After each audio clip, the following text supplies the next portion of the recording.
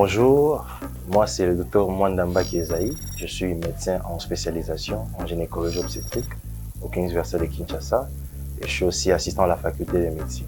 Aujourd'hui, je vais vous parler d'un sujet que vous ne connaissez pas certainement, mais nous allons l'apprendre ensemble. Nous allons parler de l'endoscopie. Alors, en définition, c'est quoi l'endoscopie? Nous avons là deux mots. Nous avons endo, qui veut dire intérieur, et nous avons scopie, qui veut dire voir. Donc, l'endoscopie, c'est cet ensemble de méthodes qui permettent d'aller voir à l'intérieur du corps humain à l'aide d'une caméra. Et vous vous posez certainement la question, comment nous allons entrer à l'intérieur du corps humain pour aller voir à l'aide d'une caméra? Eh bien, nous utilisons deux moyens pour y accéder. Il y a premièrement les orifices naturels, nous les utilisons très souvent. Nous pouvons y aller par la bouche, par les voies génitales féminines, par l'anus, par les oreilles, on peut entrer même par les orifices nasaux pour aller explorer l'intérieur du corps humain. Et lorsque la cavité ou la partie que nous voulons explorer n'est pas accessible par un orifice, nous pouvons y créer des tout petits trous pour nous permettre de voir et de travailler.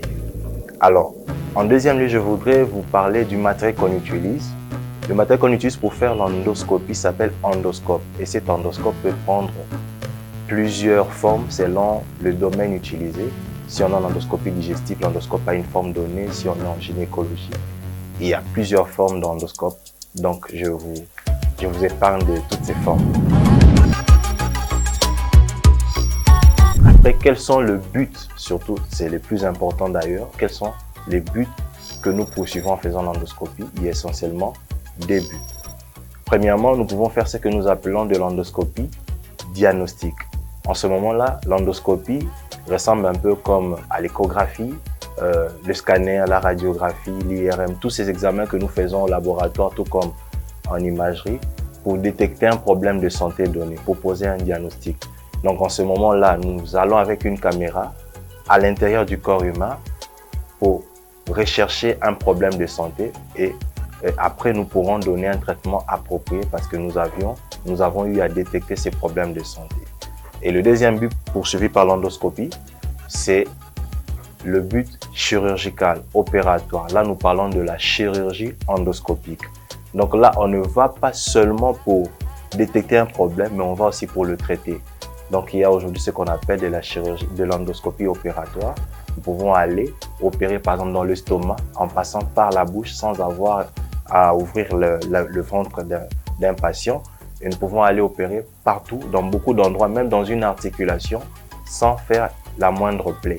Donc là, c'est de l'endoscopie opératoire. Il faut noter aussi qu'en endoscopie opératoire, nous pouvons faire la plupart des interventions qui sont pratiquées à main nue. La plupart des interventions, et l'endoscopie va d'ailleurs plus loin.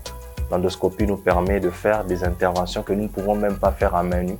Parce que là, il s'agit d'aller voir, d'aller opérer et voir, alors qu'à l'œil nu, on peut pas faire ces choses.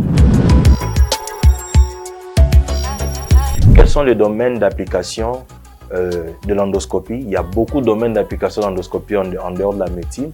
Mais moi, je préfère vous parler de domaines d'application en médecine.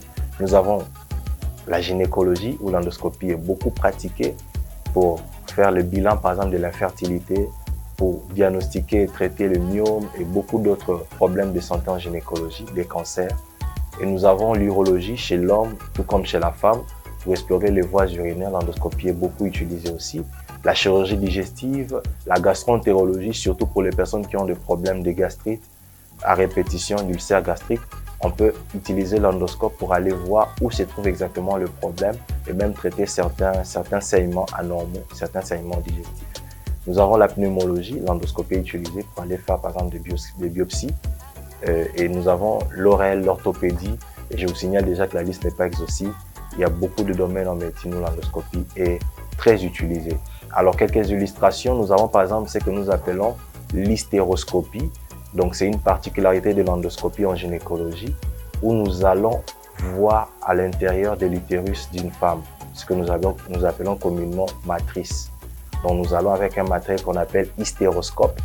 Nous entrons dans la matrice d'une femme pour explorer et ça nous permet de détecter le problème et évidemment de le soigner si possible. Là, c'est de l'endoscopie opératoire, bien sûr, vous l'avez compris avec moi. Il y a aussi une autre particularité, il y a ce que nous appelons la laparoscopie. C'est toujours de l'endoscopie, mais là, nous faisons des tout petits trous pour entrer dans la cavité abdominale, donc dans le ventre. Et là, nous pouvons faire pratiquement toutes les interventions. Nous pouvons enlever les myomes, nous pouvons enlever l'utérus, nous pouvons soigner, nous pouvons faire des kystectomies, beaucoup d'opérations qu'on peut faire en laparoscopie, et tel que vous pouvez voir là sur les images. Et nous avons l'endoscopie digestive, je l'ai dit tout à l'heure, et on peut entrer soit par la bouche, surtout lorsqu'il s'agit des interventions qu'on doit faire dans l'estomac ou dans la partie haute du tube digestif. Et on peut entrer par l'anus lorsqu'il s'agit des interventions qu'on veut faire dans la partie basse du tube digestif. Et donc, c'est là l'essentiel de particularités de l'endoscopie.